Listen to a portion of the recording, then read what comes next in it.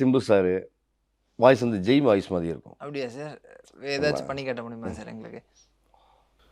ஐயோ ஆக்சுவலாக என்ன ப்ராப்ளம்னா எனக்கு நடிக்க தெரியாதுயா. நான் நடிக்கிறதுனா ஸ்க்ரீனில் மட்டும்தான் நடிப்பேன். அந்த ஆடியன்ஸுக்கு முன்னாடி கிடையாது. எங்கள் அப்பா எனக்கு அதை சொல்லி தரல.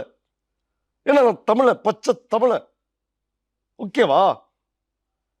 இதுவே கொஞ்சம் அழுத மாதிரி பேசுனா Jai, mister Jai sir. Okay.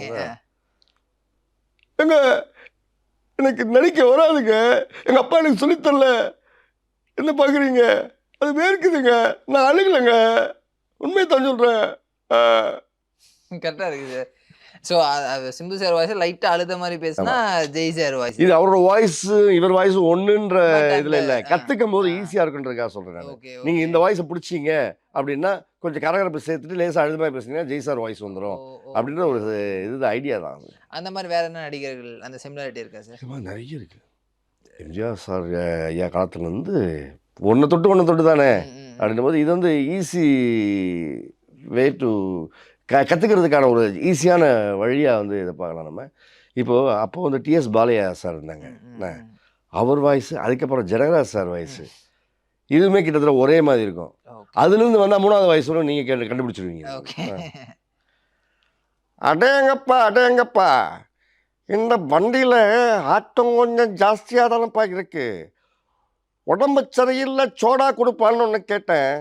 அவன் அந்த சோடாவில் என்னத்தையோ கலந்து கொடுத்துட்டான் போல இருக்கு. பித்த உடம்பாச்சா ஒரே தூக்கிடுச்சுப்பா அப்படின்னு அந்த அவர் ஸ்டைல் இருக்கும். அதே கொஞ்சம் இழுத்தோம்னா ஜெனரல் சார் அடேங்கப்பா அப்பல நான் என்ன சொல்ல வரேன்னு உனக்கு தெரியுதா? எதுக்கு தேவை இல்லாமல் கூச்சல் போடுறேங்க, அதுக்கான இடம் இது இல்லை.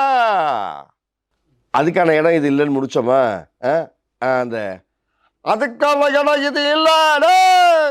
அப்ப அதே நான் என்ன சொல்ல வரேன்னா, இந்த இடத்த நான் பேசாத அப்புறம் உனக்கு தான் ஆபத்து. ஏன்னா நீ வந்திருக்கிற இடம் அந்த மாதிரி. கொஞ்சம் புரிஞ்சுக்கோ. Get out.